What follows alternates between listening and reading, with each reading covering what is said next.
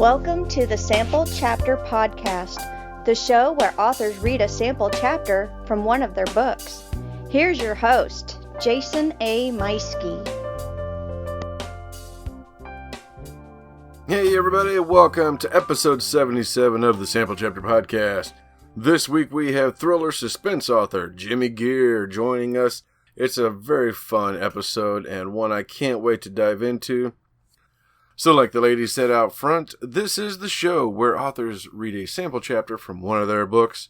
If you are a published author and would like to be a guest, or if you have a recommendation for a guest, make sure to reach out to me at samplechapterpodcast@gmail.com. Drop me that email, drop me a little line, give me a little message. You know how it works. Let me know what you want to do, and we'll get something set up. Man, I'm like giddy today, and I don't know why. I got stung by 3 wasps yesterday, but I'm in a good mood today for some reason. So, I'm not going to go into that. That's a long story. So, yeah. Anyway, make sure that you are following the show on Facebook or Twitter, whatever your social media flavor is. You can also find every episode now up on YouTube. Follow us on YouTube or on whatever your favorite podcast player would be. Once you find us on there, if you like the show, leave us a rating, which is nice. We really like that. But in particular, I ask that you share an episode with a friend. So when you find an author and a book that you really like, make sure you share that. And that helps bring more attention to the guests that we have on the show, which is the whole point. As for me, well, I'm going to be honest with you. Kind of struggling lately with my edits and, namely it's just the edits. I'm writing okay in the morning. That's going along all right, but I think it's just time. Making the time to do edits. Actually, I have done a lot of interviews lately. This last week, I've done a lot of interviews. I've got a lot lined up this coming week. So making the time to sit down and get really get into the time that I need to do an in-depth edit of my new book, that's where I've been struggling lately. So, I think maybe it's just a matter of timing. I know after I get these the interviews done this week, then I'm planning on cutting it off for a little while again, so I've got plenty of shows to edit and go through the next few weeks, and we'll see how it goes. But yeah, I'll make sure to keep you updated on that as it goes on. But, one of the things that, this is a segue, by the way. One of the things that keeps me going is that I use Scrivener writing software. It is my favorite ever writing tool. And I've done a lot of writing on Word and other stuff. I've got notebooks everywhere full of notes, but Scrivener is the place to put it all together. Their integrated outlining tools let you plan everything first, or you can restructure later. And as your project grows, you find that Scrivener grows with it. Listen up for a Scrivener ad here in just a couple of minutes, and don't forget to also listen closely for that 20% off coupon. I also want to give a big shout out for our other sponsor, U-Stor-All. They've been with us since the beginning, but they've been around for more than 40 years, providing safe and secure self-storage to the Warrensburg area. With a multitude of sizes available in both standard or true climate control, U-Stor-All gives you a clean and green place to store your goods. Make sure to check them out online at ustorall.net. That is the letter U, STORALL.net. I also want to make sure you head on over to our friends at popgoestheculture.com. This is the central hub for all things pop culture. From, oh my gosh, countless podcasts. I can't even figure out how many they have anymore. But with shows like the flagship Pop Goes the Culture podcast, who have had they're on hiatus right now, but they've had special episodes all this week with the San Diego Comic-Con coming up. There's also the Backlot by Alamo Drafthouse. That's fast become one of my favorite shows. There is the Back in Time podcast, another one of my favorites, where they talk classic movies all the time, every week. You've also got the Nerd Rage podcast, Two Dads Review, Amazing Nerd Show, Fellowship of the Geeks, just to name a few others. There are YouTube channels, there's other authors, other books on there, which, so that's going to be a place for me to go to here before long and reach out to a few of them. But there's also blogs and plenty of things for you to check out. So get on over to popgoestheculture.com. As always, just click the link in the show notes and it'll take you right to it. My guest this week is suspense thriller author Jimmy Gear. And one of the things with Jimmy is that he's a local author who has a few books out, and, I hadn't heard of him before. Now, at the same time, he hadn't heard of me either. And we're both authors, and that's fine. That's what happens. But it got me thinking about it, that was kind of, it's kind of the whole idea for this show, is to bring you authors that you may not have heard of before. And what's interesting about that is, that could be anyone. Let me give you, for instance, okay? I just heard of Robert McCammon. That's right. The Bram Stoker winner. His book, Swan Song, is in the top 100 books that you need to read before you die. It's ranked like 81. I just heard of Robert McCammon like 10 years ago. I never knew who he was, never read any of his stuff.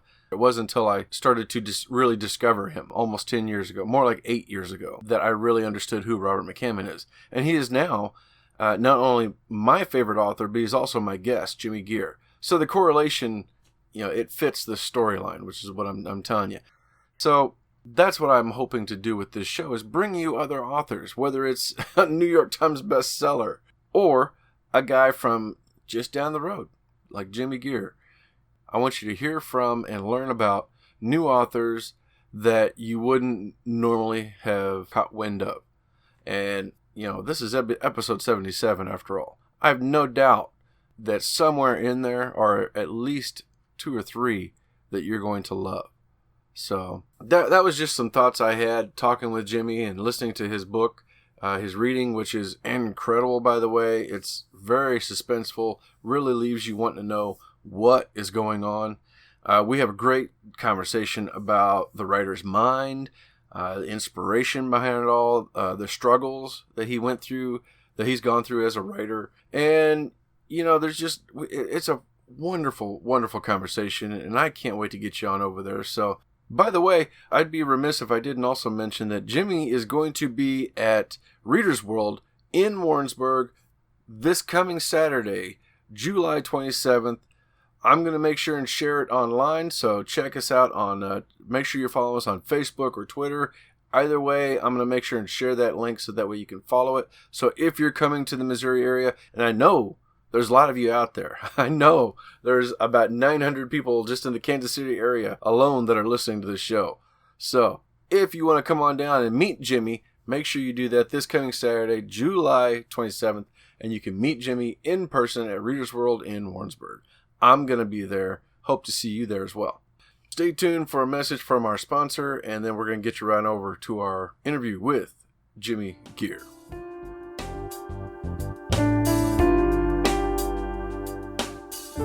Jason here. Hey, I wanted to take a moment and tell you about my favorite writing tool, Scrivener.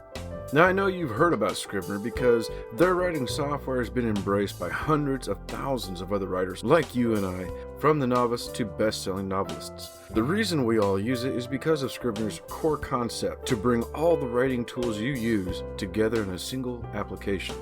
And with tools like automatic backup, character maps, project goals, and let's not forget that amazing corkboard, you can see why I use Scrivener every day.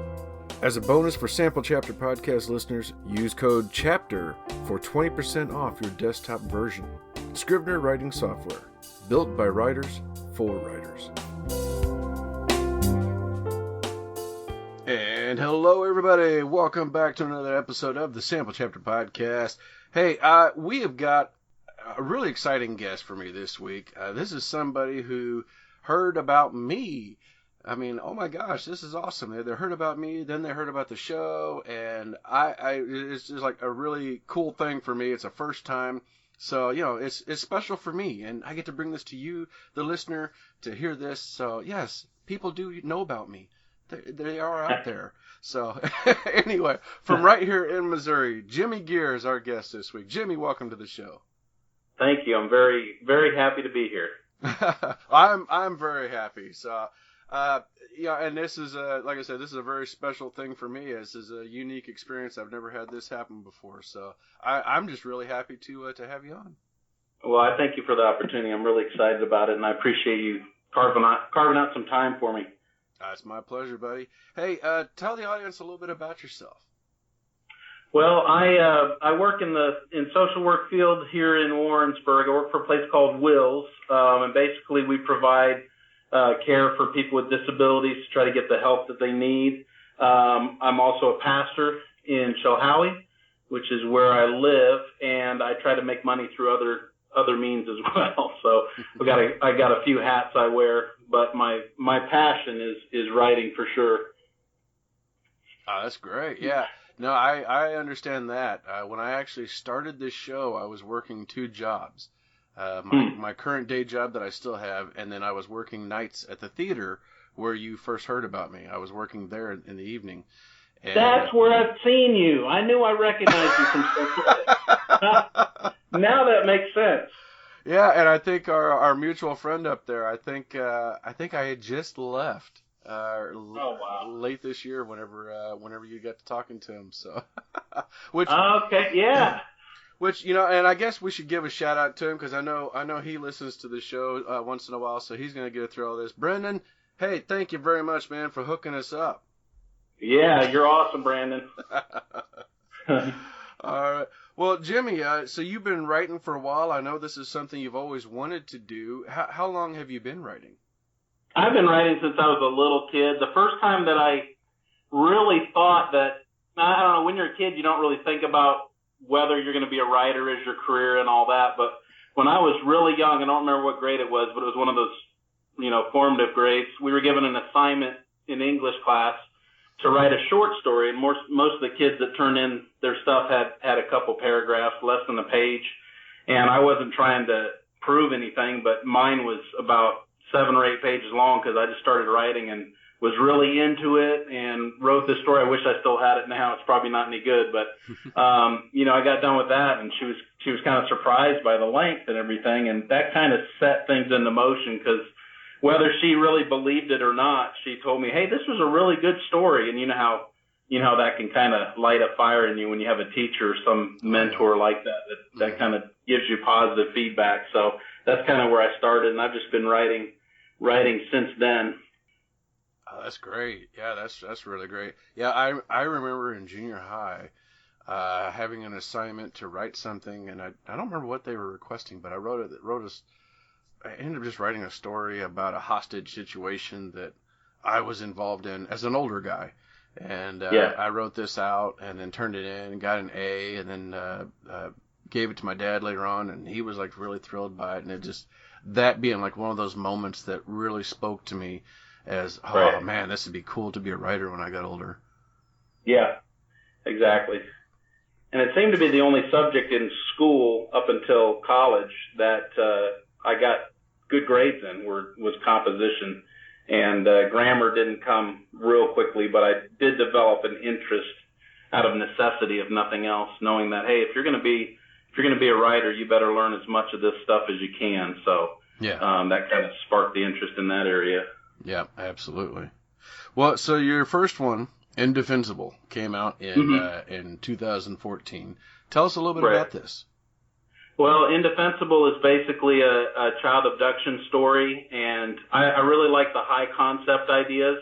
Those are the ones that I really latch onto. If I have a little idea about something that kind of starts simple, and my idea for that was just, what if this guy takes his daughter into a neighborhood to sell some kind of fundraising item, and he, through some circumstance, she ends up in this older lady's house and she disappears, and he can't believe that this older, kind lady could have taken her, but he can't find her either.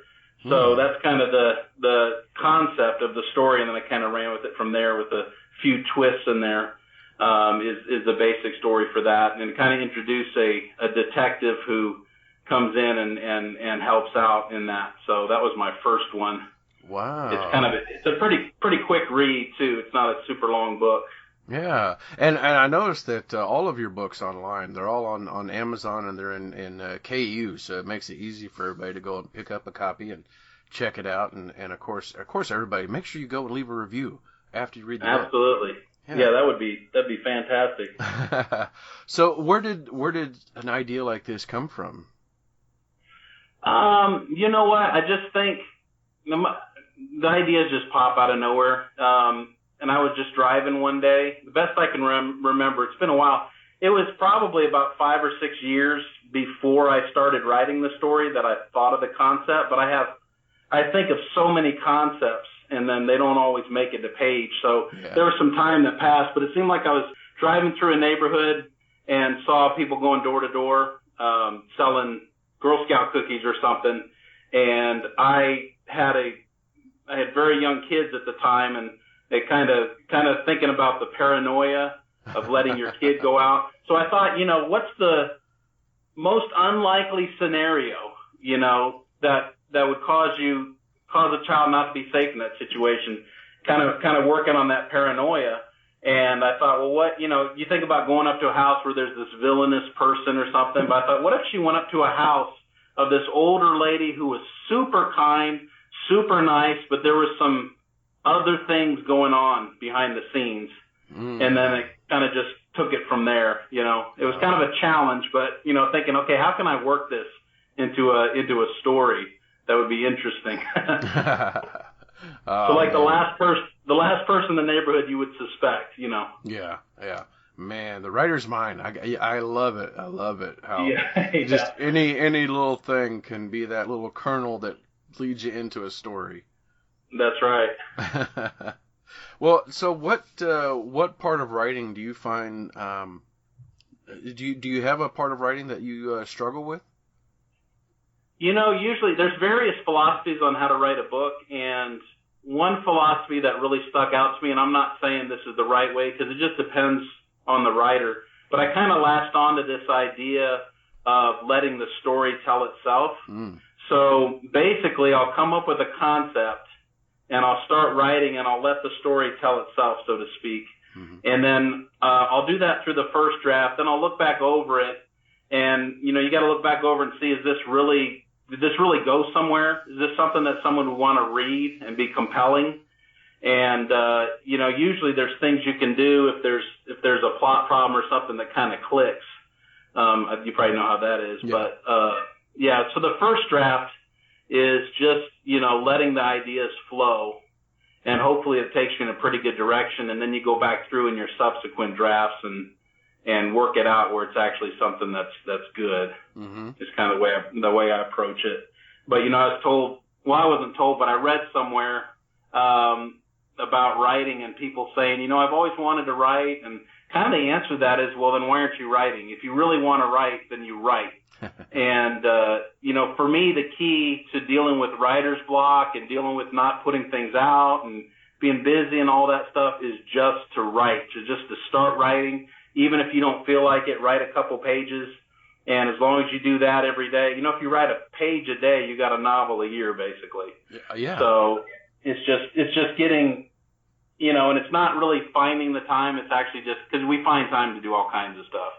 It's just actually sitting down and doing it, even if you don't feel like doing it. It's kind of like exercise, and just sitting down and doing it. Yeah. You got to sit down and work that creativity muscle so that so that it strengthens, and then it becomes easier over time. That's right. So, yeah, that was the lesson I learned through my first bout of NaNoWriMo. I had been struggling on my first book for years, just trying to plan it out.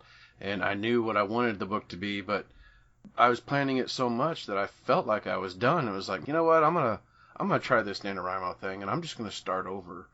And doing that, just unlocking that creativity part of it and ignoring the critical part of my brain, I was amazed at what came out of it. Yeah. All right, so moving forward, your next book was Hard Currency. And when did that one come out?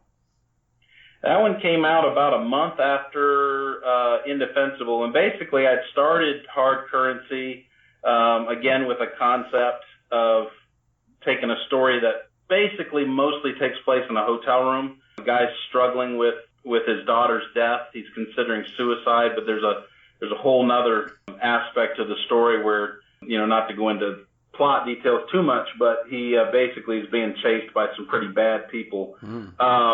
But basically, it was just sitting down and trying to let that story tell itself again about how this guy would deal with the passing of his daughter. And again, it's kind of the old thought of working on paranoias, and I've got 4 kids, so, what kind of emotions would you go through in that situation? Mm-hmm. And then I've got, again, I really like twists. I try not to force them into my stories, but I like a good twist. So there's a few in that one as well. Basically, when I got Indefensible out and people started buying it on Kindle, I got so excited about that I sat down and I just started Hard Currency, and I just kind of wrote out the rough draft. It took me about 11 days to get the rough draft out, and then I went back and started doing it, and I kind of thought that's the way it was going to be. Okay, well, I can release a book every few months, Then you fall into the routine of life, and the longer you're away from daily writing, it seems like the harder it is to get back to it. So then I started working on some other stuff in the meantime. Yeah, so those are the 2 that I have previous to this one, which just came out a couple weeks ago. Yeah, and that was your most recent. That's The Birthday Girl, which, man, I mean that cover is amazing. That really that really like it really draws you in. Seeing the face in the smoke and the little cupcake, it's whoa, what is this about? I appreciate that. My son actually designed the cover. We did it from scratch. We bought the cupcake, the candle. He took a face online, and of course, when you look at the cover, you could never tell who it is from the picture. And then he added the lines in the background, which are supposed to be, well, actually, there's kind of a lot of double meaning in the cover, but the lines in the background speak to like light coming against the bars. But it also speaks to like the stripes you put on a wall when you're counting time. So there's kind of a double meaning there with that whole idea. But yeah, he did a great job on the cover. He was well paid for it. And I told him don't expect to get as much next time, because it didn't take him nearly as long as I thought it would. That's great. See, and I'm going to make sure not to tell my son that, because he created my book cover on my first one, and I had been working on my cover for like a week straight and getting nowhere with it, and he did it in like 2 hours, and wow. and did it on his phone. He was like, "Oh, well, here, zip, zip, zip, zip. Here, what do you think of that?" And I was just like, "You're kidding me." Well, that's amazing, isn't it? Yeah, so I made dinner for him. That was my payment. Oh man, you worked that out a lot better than I did. Well, I've probably paid him enough over the years, so it works. That's right. But I won't tell them that people earn money for this. So.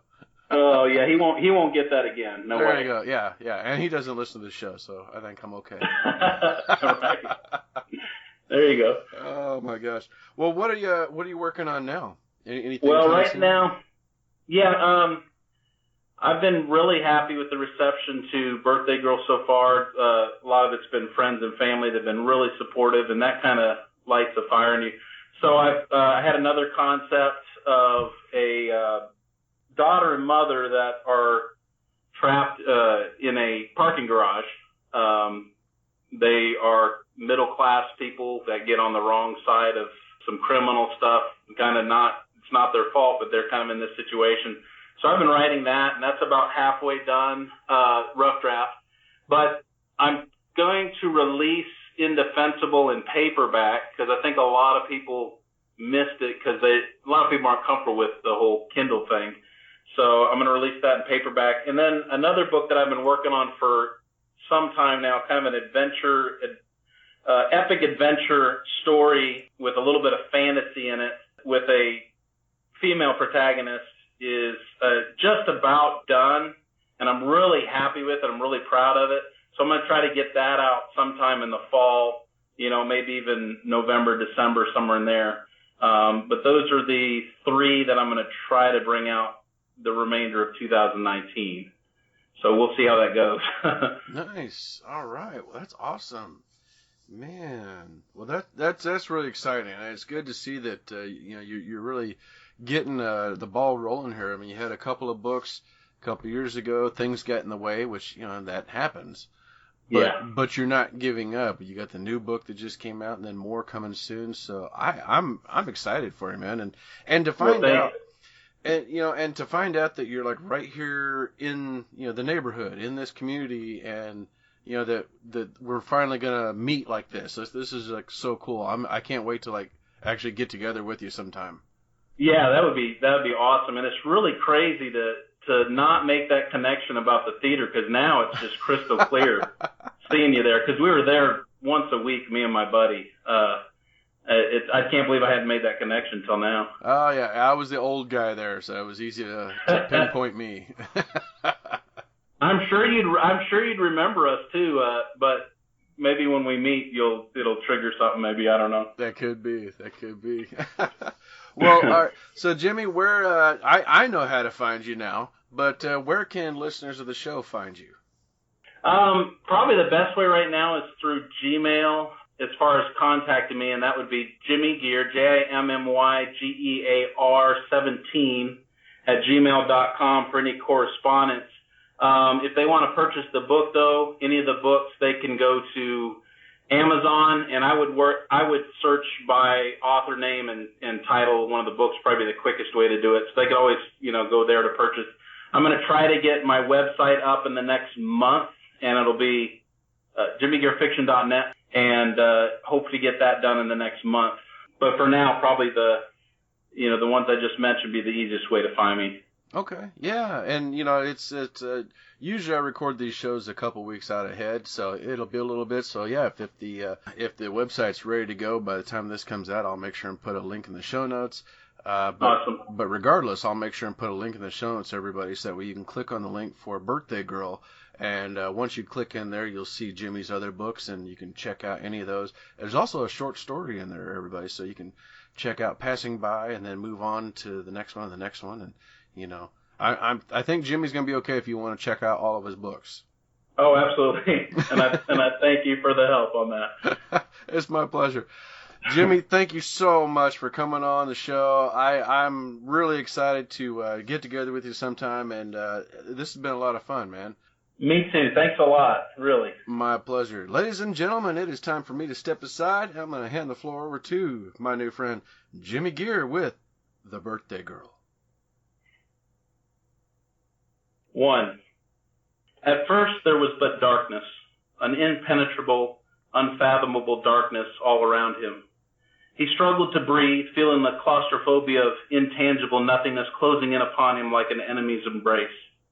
He gasped against an oppressive weight, which at first he took for the stale, stuffy air that might fill a coffin, then realized slowly that he was breathing against a fabric that was rough and, more importantly, real. Fumbling, he desperately flung off the blanket that had been drawn around his face. The darkness abated just a little, melding from black into gray. He still could not see anything but shapes and shades, but the relief was immediate, the air warm and yet deliciously clean. Gasping, he sat up, the blanket falling to the floor, sweat stinging his eyes. Terror had lurched forth from the cage in his chest like some winged creature, but he had somehow managed to keep it contained, trapping it in his throat. He swallowed it back down. Breathing deeply, shuddering, he sat and stared into the gloom, steadying both his heartbeat as well as his nerves. He squeezed his eyes shut, the fear of the nightmare, or whatever it had been, he was not quite sure yet, still present, but swiftly fading in the distance, like a leaf carried away by a gentle current. Slowly, almost hesitantly, he allowed his eyes to open. A haze of light, like blue gauze, all around him was aiding his sight, slowly developing the picture before him. His cheek was pressed against something hard. He realized, as the picture slowly developed, that it was a cement floor. He saw a patina of dirt, powdery gray, dusting its surface, a crack snaking out across the floor and dissolving into the gloom.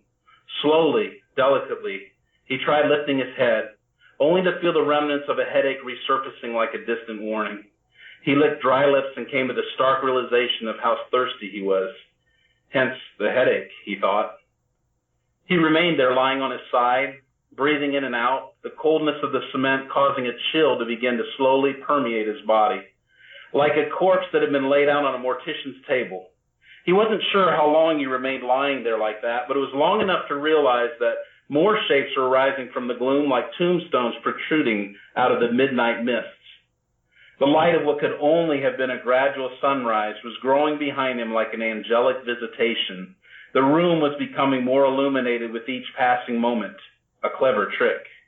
Eventually, the entire room, barren though it was, came into focus, and he regained the will to lift his head again. In the path of the rising sun, a golden snowstorm of motes filled the air. The dusty sunlight poured in, stronger now. The ground beneath him was cold and unforgiving, and as he pushed himself up with shaking, strengthless arms, he felt the repercussions in his body of having fallen asleep where he had. Groaning, he brought one hand to his side, massaged his sore ribs. His joints cracked like autumn leaves, and the throbbing in his head was getting worse. With his fingers, he massaged his temples until the headache receded a little, negotiating a delicate truce. Water. He needed water desperately. He looked around the room. My cage, apparently, he thought. But how did I end up here? His first thought was that he had been rattled by an airborne bottle in the midst of an ill-advised fight. A bar fight? That seems improbable. Your drinking days are long past. You're a family man now and about as likely to get in a bar fight as you would steal a car. Pretty sure you've done neither. These thoughts tumbled through his head like mysterious tokens spilled from a cloth bag. He hesitated, trying to make sense of it. Family man. But where's your family? He tried to resolve the image of a family, a wife, kids, but their faces failed to appear. This disturbed him, not so much because he could not bring images to memory, but because of the disjointedness of it all. How did he remember some things but other things eluded him? Where are those memories? All the things in between, the things you should be able to readily grasp, like pulling a familiar novel from the shelf. What about this thought of a journey from alcoholism to sobriety? How do you know you have a family if you remember nothing about them? Perhaps this is how amnesia worked. As far as he could remember, he had never had it before. Hearty, har, good joke. Perhaps it was just a temporary disorientation. But he found that these were thoughts disconnected, unattached to anything, like conversation balloons in a comic strip. Mental reminders of family and structure, but no faces to populate the narrative. He had only the bare bones outline of a story. For now, the past might be nothing more than an illusion, a mental mirage, a marketing scheme. Like a glass beaded with moisture, proven to be nothing but a plastic prototype once you actually reached out to take hold of it. Frantically, he wondered to himself if he had truly suffered some kind of head trauma. That would explain the amnesia, the headache, and the disorientation.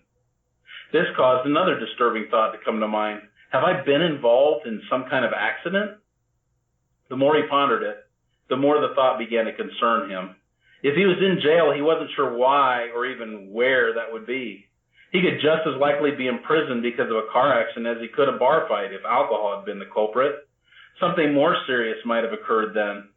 Nestling his head in his hands, he quietly hoped he hadn't done something really stupid. Frustrated, he tilted his head back until it collided softly with the cement wall behind him. Not hard enough to hurt, but enough to jar him, to stir up the gremlins that were trampolining around inside there. His head throbbed, even as sharp toothpicks stabbed into his temple. He brought his fingers up, massaging his brow, squeezing his eyes shut, like a mentalist attempting to conjure up an image of the future. After a while, the pain subsided, the needles withdrawing, and the pulsing bass throb in his temple reduced to a vague thrumming, like impatient fingers on velvet. Finally, he opened up his eyes again, leaned forward with his elbows on his knees. I can't remember a doggone thing. Yet, here he was, on a cement floor, locked in some kind of jail or dungeon, without a single clue as to how or why he had gotten there. So far, he had only theories. But certainly something major had happened, something maybe even criminal. He was in some kind of trouble, though to what extent the repercussions of that unknown event would impact his life remained hidden, a maddening mystery. But there was little doubt that there had been some trouble, and it had involved him directly. It was the only reasonable explanation. Then a most frightening question emerged from the fog, like a loping creature with a savage hunger in its eyes and malevolence on its grotesque yet gleeful lips. Perhaps it had been looming in the shadow of his mind all along, formerly kept at bay by the more immediate preoccupation he had with his location and his physical needs. But now it leaped forward. "Did you kill someone?" "No," he said out loud. "I'm not capable of that." He sputtered out the defense too quickly, and he knew it immediately. Swallowing, he felt something twist inside of him, something that made him feel sick. "No, you would never do anything like that." It was a mantra, something that you repeated over and over again until you were able to fasten upon it as certainty. "You may be right," his mind whispered back. "You're not a murderer. You would never do something like that intentionally." That seemed right. It had the ring of truth. But who said it was intentional? He looked around the cell. It was perhaps 20 feet by 15, maybe a tad bigger than that, but certainly no Playboy's pad. Neither was it a hospital room, though he felt like receiving some sort of treatment might be advisable. At any rate, the enclosure was a little longer than it was wide by his reckoning. Bare walls of battleship gray cement, the ceiling flat and of a slightly darker hue. The surface of the wall at one end of the cell was broken only by an aperture about 9 feet up that might or might not be large enough for a small man to wriggle through. Not that he was planning on attempting escape at the present time, but it was good information should he need it. The opening there was rectangular and, presumably, afforded access to the outside. 3 iron bars fixed vertically across the space. A scrap of plain fabric serving as a curtain fluttered intermittently in the unenthusiastic wind. As he watched the fabric, he was reminded of metaphorical ghosts. How the past was one such ghost that he had yet to recapture. This bothered him. No, more than that. The thought disturbed him, caused anxiety to threaten to overtake him again. He wondered fleetingly if most patients of mental asylums were driven to their desperate ends by simply being unable to reconcile their minds with the world around them. Detachment. If that was a fair analysis, the GAN figured that perhaps many were closer to the edge than they might want to admit. It was an escape, a way for the mind to protect itself by closing off the world outside, the mental variants of the human body, which utilized fever and bodily functions to try and destroy or flush away sickness. If this was the case, then memory was the key to retaining his mental health. Memory was the rope that would keep him tethered to what was material, what was real. Last night was a blur, yes, but what was even more alarming was to find that the past in general was a blur right now. You must remember. You must fight to remember. Your salvation begins with your memories. Closing his eyes, he tried to recall something, anything, a key that might turn the knob, opening the door to the past. There had to be something tucked away in his mind, like a string that, if pulled gently enough, would dislodge the past, allowing him to draw it to himself so that he could make sense of why he was here, what had brought him to this place.